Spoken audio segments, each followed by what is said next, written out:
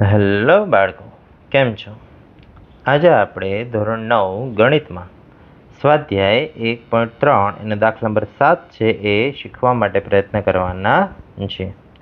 હવે એની અંદર કહે છે કે જેની દશાંશ અભિવ્યક્તિ અનંત આવૃત હોય તેવી 3 સંખ્યાઓ લખો.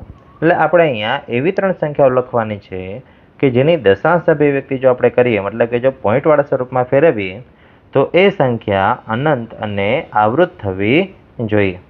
તો આવી જ કંઈક ગણતરી આપણે દાખલા નંબર 1માં કરી હતી કે જેમાં અંશ અને છેદવાળી સંખ્યા આપી હતી અને એના પરથી આપણે શાંત દશાંશ છે કે અનંત આવૃત દશાંશ છે એ મેળવવાનું હતું. તો દાખલા નંબર 1માં જરાક જે આપણે ગણતરી કરી તે જોઈએ અને એના ઉપરથી જ આપણને જે સંખ્યાઓ અનંત આવૃત મળી હતી એ આપણે અહીંયા લખવા પ્રયત્ન કરીએ. તો આ છે દાખલા નંબર 1 અને એમાં આટલી 6 સંખ્યાઓ છે આપણને આપી હતી.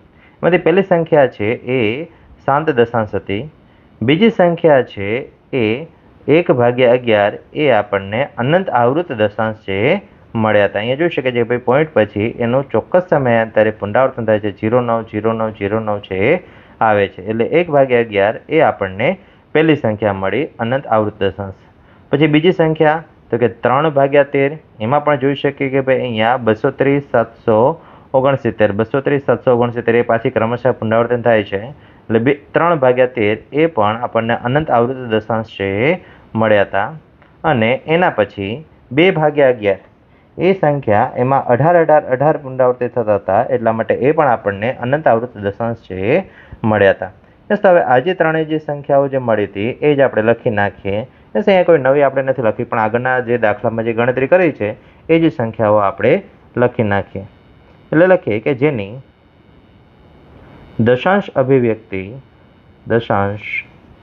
અભિવ્યક્તિ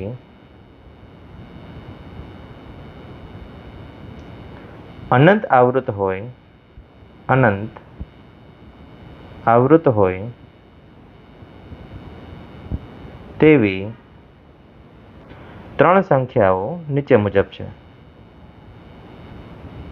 3 સંખ્યાઓ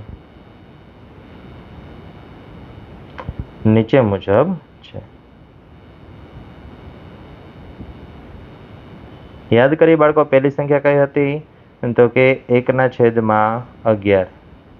બીજી સંખ્યા તો કે 3/13. અને ત્રીજી સંખ્યા કઈ હતી તો કે ત્રીજી સંખ્યા હતી 2/11. યસ, એટલે આવી રીતે જે આપણને આ જે 3 સંખ્યાઓ છે એ આપણને અનંત આવૃત દશાંશ છે એ મળે છે. યસ, એટલે અહીંયા આ દાખલો છે આપણો પૂર્ણ થાય છે. થેન્ક યુ બાળકો. મળીએ નેક્સ્ટ વિડીયોમાં નેક્સ્ટ દાખલા સાથે.